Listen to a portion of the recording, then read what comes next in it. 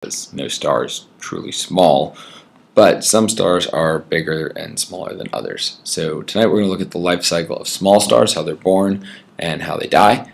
And tomorrow we'll look at the life cycle of bigger stars. We're going to split these notes into two parts. So this should be page 5 of your notebook, life cycle of small stars. So let's get started. And all stars come from an area of space called a nebula. All right, so a nebula is a huge cloud of gas or dust that stars are going to form in. All right, and you guys are once again going to be taking your own notes. All right, and so this huge cloud of gas and dust is many thousands of times bigger than our solar system. And with the Hubble Space Telescope, we can see other nebulas in other parts of our galaxy. All right, let me see if I can get rid of this text box. There we go.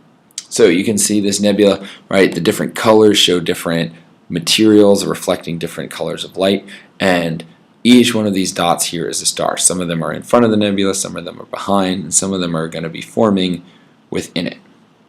So, since this is gas and dust, over time, thinking about forces that happen in the universe, what do you think would happen to this nebula? Think about things that we've talked about. What force could be acting on it? Right? It's going to be gravity. So gravity is going to act on this nebula and start to pull it together. And we're going to form lots and lots of what we call protostars. So as parts of the nebula collapse due to gravity, right, all this dust has mass, so it pulls itself together. Eventually, areas of the nebula get so tightly packed together that that nuclear fusion process begins that takes place inside our sun, and we get a protostar. Right, and you can see this in this picture here, right? This little area right here is the protostar, but you can still see the remains of the nebula around it. So this star is very young, just started kind of burning through its fuel, and the rest of that nebula over time will kind of come together and start to form a solar system. And so we'll talk about that a little bit more next week. So we've got this protostar, and as it kind of pulls more material and it keeps burning, it becomes what we call a main sequence star. All right, I don't want to do that. Get rid of the text box. That's what I want to get rid of.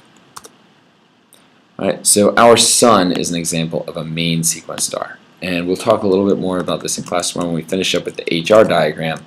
But the main sequence is kind of that big stripe across the HR diagram where most stars are found. And this part of its life lasts for about 10 billion years, or 10,000 million years. As best we can tell, our sun is about halfway through its main sequence. So while the sun will eventually die out, unless you live to be 5 billion years old, it's not really something you need to worry about. So from here, eventually, 5 billion years from now, the sun is going to start to run out of its hydrogen fuel. Hydrogen is the fuel that powers that nuclear fusion. And as it starts to run out of fuel, the layers of the sun will become cooler. And as the sun tries to burn whatever fuel it has left, it actually expands out massively and becomes what we call a red giant. So when our sun does this, the Earth, along with Mercury, Venus, and Mars, is going to just be totally swallowed up. Right, here's a comparison of the sun now and how big the sun will be when it becomes a red giant. So it will become much less dense, right? Same matter, but just blowing up like a huge balloon as it tries furiously to burn whatever fuel it has left. Eventually, though, it's going to totally run out of fuel, all right? And so the force that's pushing out against the star is going to die out, and it's going to collapse back in and become what we call a white dwarf, all right? So gravity now takes over and crushes the remains of the star back in together. Right? It's still glowing because it's still really hot, but nuclear fusion at this point is pretty much over. All right? The star is out of fuel and it is now just kind of cooling off.